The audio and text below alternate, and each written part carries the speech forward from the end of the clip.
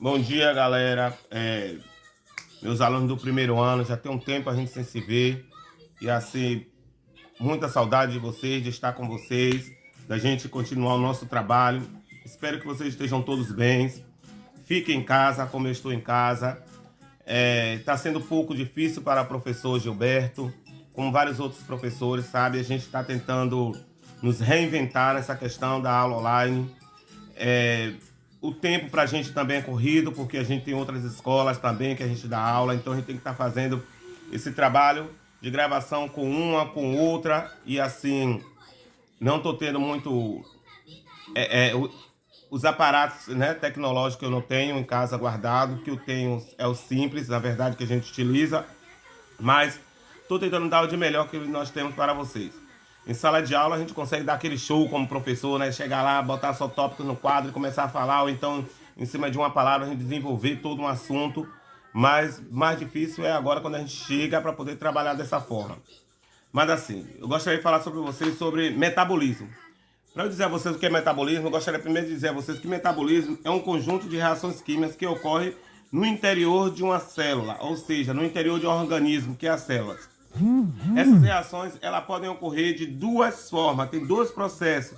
O processo é anabolismo e catabolismo, professor. São os conceitos.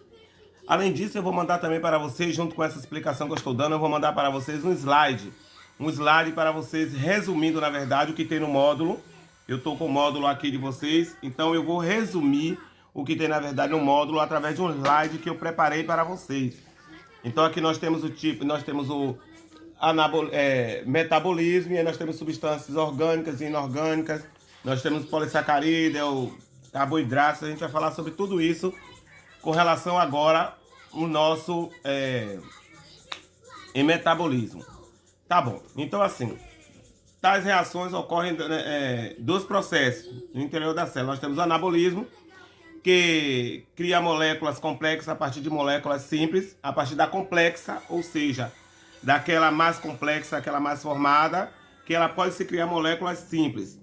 E nós temos o catabolismo, que já é diferente, que ele decompõe as moléculas complexas criando anabolismo. Ou seja, o catabolismo, ele cria, na verdade o catabolismo, ele decompõe as moléculas de dentro das células. A gente pode estar vendo isso. Nós temos também aqui, né, a estrutura, na verdade, do trisfosfato. Vocês vão ver, quando vocês derem uma olhada aqui no módulo, vocês podem estar vendo as estruturas onde se decompõe. Na verdade, isso aqui seria uma aula que eu queria dar muito dentro da sala de aula, para a gente falar sobre a questão, entra também química, né? E aí seria uma boa que a gente estivéssemos juntos, mas quando eu estiver próximo a um quadro, eu posso estar revisando. Garanto para vocês que eu vou revisar essa aula no quadro, para vocês, para poder... para poder vocês entenderem melhor. Nós temos também a estrutura do trifosfato de adenosina, que é o intermediário central do metabolismo energético. Pronto, a gente tem algumas substâncias bioquímicas. A maioria das estruturas que compõem esses seres vivos é fabricada a partir de três classes básicas das moléculas: aminoácido, glicose e lipídios. Essas três moléculas são vitais. Abaixa, por favor. Essas três moléculas são vitais ao metabolismo. Nesse metabolismo, a construção de uma célula, de um tecido, ou na degradação dessa própria célula, como fonte de energia. Porque a célula, na verdade, ela tem um tempo de vida. E ela também tem um tempo de captar, na verdade, os aminoácidos, glicose, lipídio, degradar essas moléculas e após também ela se desgastar. Mas tudo isso se transformando em energia.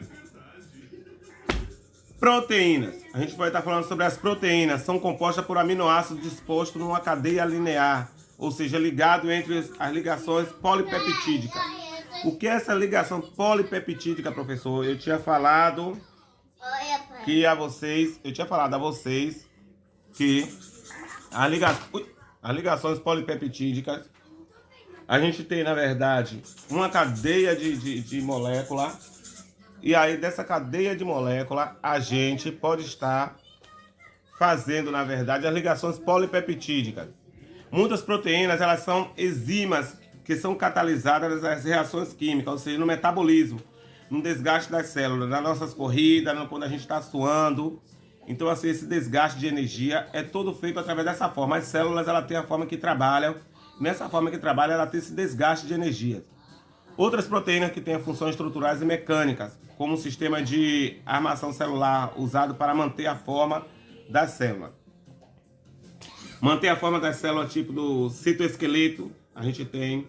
As proteínas também, elas desempenham também uns papéis muito importantes, como eu falei a vocês antes, na sinalização celular, resposta imunitária, ou seja, as respostas da imunidade quando nós temos, essas proteínas também dão a adesão celular, transporte ativo através das membranas, ou seja, o transporte de... a gente transforma o transporte de energia de uma célula para outra, o que é que entra na célula, o que é que não entra, o que é que sai da célula. Eu posso estar falando também desse transporte quando a gente fala sobre a questão, quando a gente está com fome. Geralmente quando a gente está com fome, a gente utiliza a energia da célula. Logo quando a gente sente fome, a gente automaticamente, ninguém morre imediatamente. A gente pode passar até um dia, ou 2, 3 dias com fome.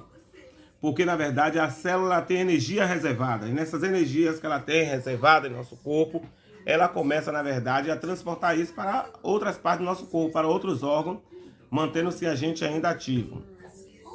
Nós temos também essa estrutura, que essa estrutura, ela está, só um segundo aqui no livro, só para vocês darem uma olhada. Nós temos essa estrutura aqui no livro, são a estrutura dos aminoácidos, sabe? Nós estamos aqui essa estrutura no módulo, a estrutura dos aminoácidos, e nós temos os lipídios. Agora nós vamos falar sobre os lipídios, que os lipídios, todo mundo sabe que são lipídios, não é isso? Na verdade, lipídios são gorduras. E aí, que são grupos mais diversificados do composto bioquímico, constituído de grande parte das membranas biológicas, tais como a membrana celular. Além desta, ela tem uma função também estrutural, que eu já tinha falado anteriormente, que serve como fonte de energia. Quando a gente fala também de uma pessoa, geralmente quando ela é mais forte, quando ela tem uma grande camada de tecido adiposo, a gente diz que ela tem um certo tipo de gordura, mas aí a gente fala que é um tecido adiposo. As gorduras, elas são um grupo alargado muito composto, que inclui, na verdade, os ácidos graxos também, o glicerol, né? Nós temos também os esteroides, como o colesterol também. São outro grupo significativo dos lipídios. Estrutura do lipídio. Deixa eu só pegar aqui para poder vocês verem. Só um segundo. Do ácido graxo. Inexplorar, peraí. Ácido graxo. José, licença, José. Pronto. Estrutura aqui do lipídio. Vou botar aqui só para vocês darem uma olhada. Dá para vocês verificarem aqui a estrutura aqui do ácido graxo. Deu para ver? Aqui nós temos também a estrutura do lipídio. A gente consegue ver de uma forma da química essa estrutura aqui do lipídio. Pronto. Vamos agora também dos lipídios. Nós temos os glicídios, ou os glicerol, como a gente pode dizer. Os glicídios são, eles são acetonas, que a gente pode dizer, diversos grupos, como um tipo de forma linear ou uma forma acílica, que são moléculas biológicas bem mais abundantes, que possuem várias funções no nosso organismo. Armazena, transporta, armazena energia, transporta energia, ele pode ser encontrado como forma de amido ou de glicogênio também. Ajuda também na construção dos elementos estruturais, como a celulose em plantas também, como a quitina em animais, que a gente pode falar quando a gente fala, na verdade, sobre os camarões, e tem a quitina. Ele também, os glicídios, ajuda também nessa formação da quitina dos camarões. Nós temos também, eu vou mandar para vocês como é o nome? Um slide, que todos esses slides têm a estrutura de cada aminoácido desse que eu estou falando, né? Ácido nucleico, ou seja, os ácidos nucleicos. Quem são os ácidos nucleicos? Lembra que eu falei para você no primeiro ano que é DNA e RNA, né?